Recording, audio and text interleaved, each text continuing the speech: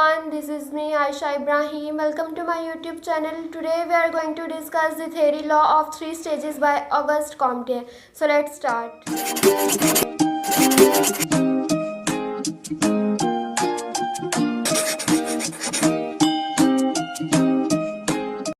August Comte की theory start करने से पहले हम देख लेते हैं कि थ्योरी एक्चुअली होती क्या है। जो वर्ड थ्योरी है ये एक वर्ड थ्योरीन से निकला है जो कि एक ग्रीक वर्ड है जिसका मतलब है to look at. First time 1950 में ह्यूमर डब्स एक प्रोफेसर थे ऑक्सफोर्ड यूनिवर्सिटी के, उन्होंने जो है 1950 में इसको इंट्रोड्यूस करवाया था। थ्योरी जो है वो हमारे आइडियाज़ का वो ग्रुप है जिसका मकसद किसी भी चीज़ को एक्सप्लेन करना, यानी कि कोई भी फिनोमिना हो रहा हो उसकी एक्सप्लेनेशन के लिए ये हमें एक फ्रेमवर्क प्रोवाइड करती है।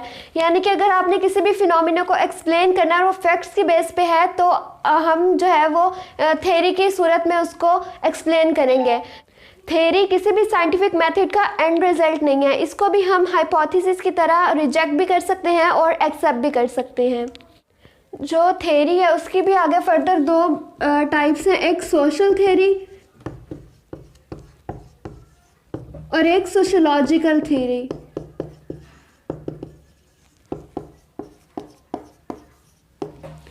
अब सोशल थ्योरी और सोशियोलॉजिकल थ्योरी में क्या डिफरेंस है?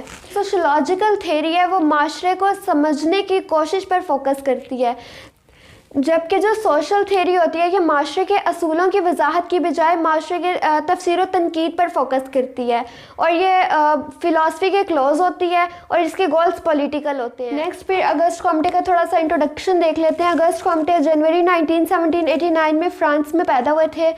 5 सितंबर 1857 में पेरिस फ्रांस में इनकी डेथ हो गई थी, यानी कि इनकी एज 59 थी। 59 ईयर्स की एज में इनकी डेथ हो गई थी। ये फेमस फ्रेंच फिलोसफर थे, फादर ऑफ सोशियोलॉजी भी इन्हें कहा जाता है। इन्होंने पॉजिटिव फिलोसफी का जो है आइडिया वो डेवलप किया था। ही टॉक्ड अबाउट पॉजिटिविज्म की उन्होंने बात की थी जिसके मुताबिक जो ट्रू नॉलेज है वो सिर्फ साइंटिफिक मेथड से आता है। वो एक रैशनल थिंकर थे, वो मजहबी किस्म के नहीं थे, थोड़ा खुदा से दूर थे। तो उनका मानना ये था कि जितना भी ट्रू नॉलेज है वो सिर्फ हम साइंसी मेथड्स के थ्रू ही हासिल कर सकते हैं। फिर आगे कुछ उनकी मेजर पब्लिकेशंस हैं। The course of positive philosophy, a general view of positivism, discourse on positive spirit, religion of humanity, ये उनकी कुछ मेजर पब्लिकेशंस हैं।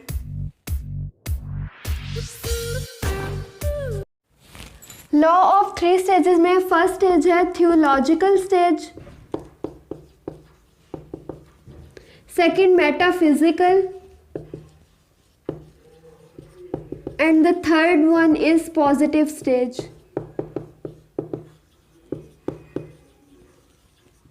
तो फर्स्ट स्टेज है थियोलॉजिकल स्टेज। इसका time period up to 1300 AD है, यानी कि ह्यूमन हिस्ट्री से लेके 1300 AD तक थियोलॉजिकल स्टेज का टाइम पीरियड रहा है।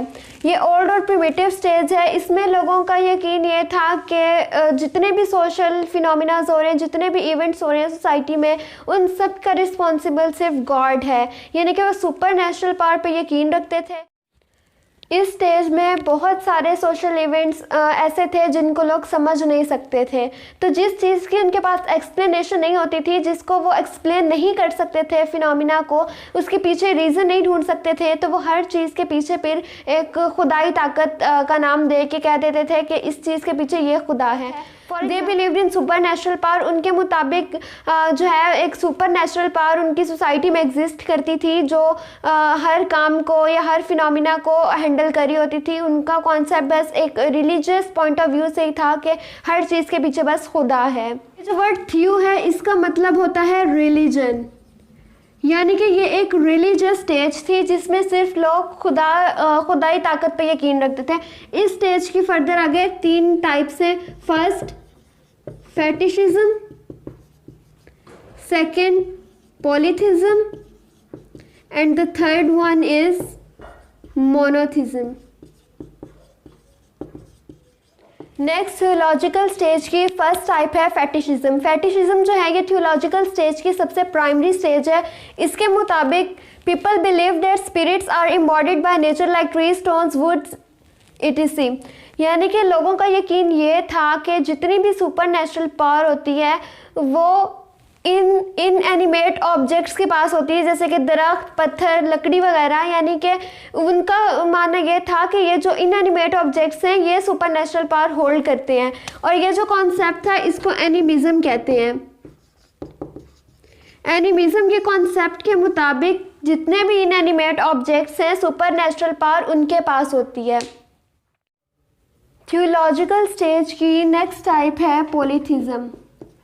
पॉलीथिज्म के मुताबिक लोग जो है वो एक से ज़्यादा खुदाओं पे यकीन रखते थे। पॉली का मतलब ही होता है मैनी, यानी कि लोग जो है वो मल्टीपल गॉड्स पे यकीन रखते थे। उनका मानना ये था कि जितने भी सोशल फिनोमिनाज हो रहे हैं वो एक से ज़्यादा खुदा कंट्रोल कर रहा है, यानी कि मल्टीपल गॉड्स हैं हर फिनोमिना को कंट्रोल करने के लिए। अगर हम इसकी एग्जांपल लें तो हिंदुइज़्म में जो है अब भी पॉलीथिज्म का कॉन्सेप्ट है।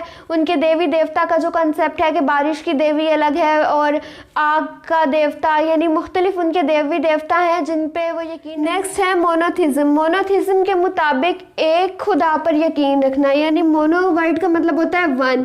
इस स्टेज के मुताबिक एक खुदा है, एक सुप्रीम पावर है जिसने सारी सुपर नेचुरल पावर्स को होल्ड किया हुआ है, यानी कि जितनी भी सुपर नेचुरल पावर्स हैं वो एक ही खुदा के पास है, और यही जो है वर्ल्ड का, ये दुनिया का, कायनात को चलाने वाला यही क्रिएटर है। इन्होंने इस दुनिया को बनाया और यही इस दुनिया को अब चला रहे हैं।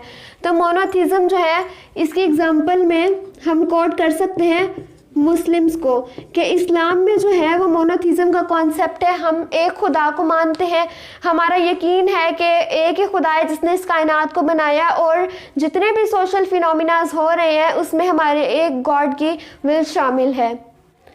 अगर हम थियोलॉजिकल स्टेज की समरी को डिफाइन करने की कोशिश करें तो थियोलॉजिकल स्टेज जो है वो एक रिलीजियस स्टेज है जहाँ लोग हर फिनोमिना के पीछे खुदाई ताकत को तलाश करते हैं। उनका मानना ये है कि सिर्फ खुदा एग्जिस्ट करता है तो जो इन सोशल फिनोमिनास को कंट्रोल कर रहा है। इसकी तीन टाइप्स हैं। फेटिशिज्म जिसके मुताबिक इनएनिमेट ऑब्जेक्ट्स के पास सुपर नेचुरल पावर है, इसमें एनिमिज्म का कॉन्सेप्ट था।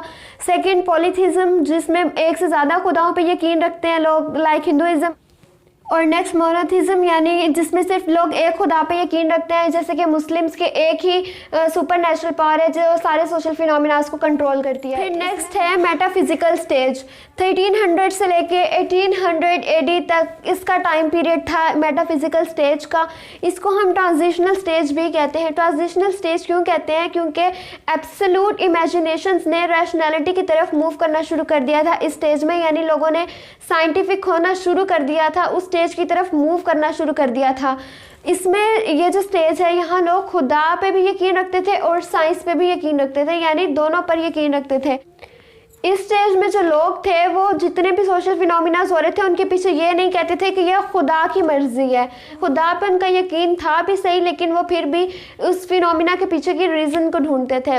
अगर हम देखें तो अब भी बहुत सारी सोसाइटीज़ जो हैं वो मेटाफिजिकल स्टेज में हैं, जैसे हम मुस्लिम्स हो गए, हिंदुइज़्म हो गए, और जितने भी और मज़ाहिब हैं उनमें जो है खुदा पर भी यकीन रखा जाता है और साथ साथ साइंस को भी माना जाता है।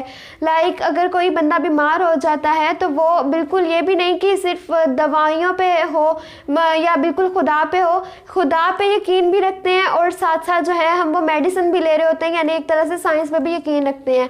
तो बहुत सारी सोसाइटीज़ अब भी ऐसी हैं जो मेटाफिजिकल स्टेज में है, यानी कि खुदा पर यकीन रखने के साथ साथ वो साइंस पर भी यकीन रखती हैं। फिर नेक्स्ट स्टेज है positive age. Up to 1800 AD तक जो है, फिर मतलब 1800 से ऑनवर्ड इसका टाइम पीरियड चलता रहा। Each phenomena is explained by scientific findings और empirical research। जितने भी सोशल फिनोमिनाज होते हैं उनके पीछे साइंटिफिक रीज़न देखी जाती है कि अगर ये ऐसा हो रहा है तो क्यों हो रहा है, साइंटिफिक रीज़न तलाश की जाती है इस एज में। जितने भी फिनोमिनाज हैं उनको रैशनैलिटी की बेस पे, रैशनल थिंकिंग की बेस पे एक्सप्लेन किया जाता है। पॉजिटिविज्म का कॉन्सेप्ट है या एज ऑफ इनलाइटमेंट है कि लोग जो है वो रैशनल थिंकिंग को सपोर्ट करते हुए हर चीज़ के पीछे साइंटिफिक रीज़न को ढूंढते हैं और जो साइंस से उनको नॉलेज मिलता है वो उसी को ट्रू नॉलेज कंसीडर करते हैं। इस जो स्टेज है पॉजिटिव एज, इसमें रिलीजन का कॉन्सेप्ट बहुत लेस डोमिनेंट है, यानी ना होने के बराबर ही है।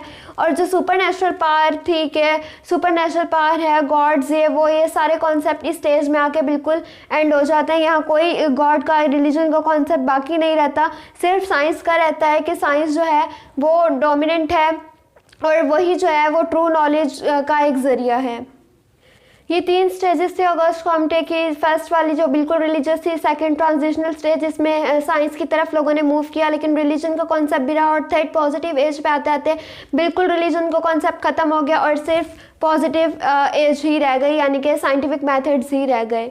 ऑगस्ट कॉम्टे थे, उनका मानना ये था कि इस तरह से वक्त के साथ साथ जो है लोगों का माइंड डेवलप हुआ और सोसाइटीज़ ने डेवलपमेंट की तरफ बढ़ना शुरू किया। आई होप आज का लेक्चर आप लोगों के लिए यूज़फुल रहा होगा।